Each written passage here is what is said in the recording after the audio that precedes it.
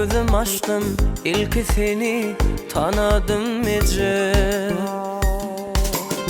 Dünyayım gözüm açtım, ilk seni tanıdım ece.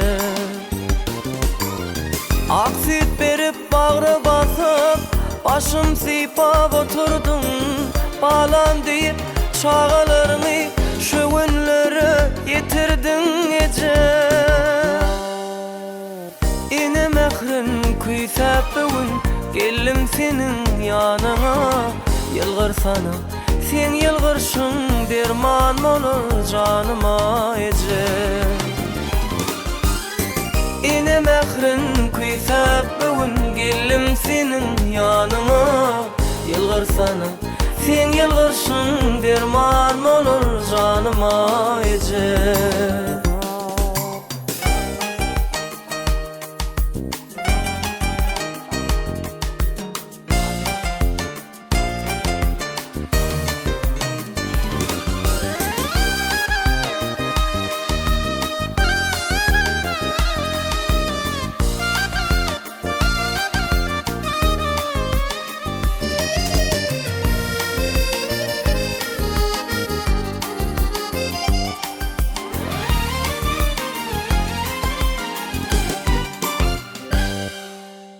Nazar salıp mani gördüm, terbiyelep edip berin kakın.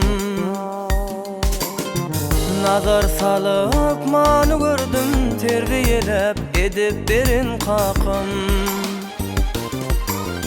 Arnamısı korunuğu, hassa halın sorunuğu, öğrettin edip ederim, hak yolunun yürümeği. Atıp indin küysep bugün geldim senin yanına. Yılgır sana sen yılgırşın, kuvat verir canıma kakın. Atıp indin küysep bugün geldim senin yanına. Yılgır sana sen yılgırşın, kuvat verir canıma kakın.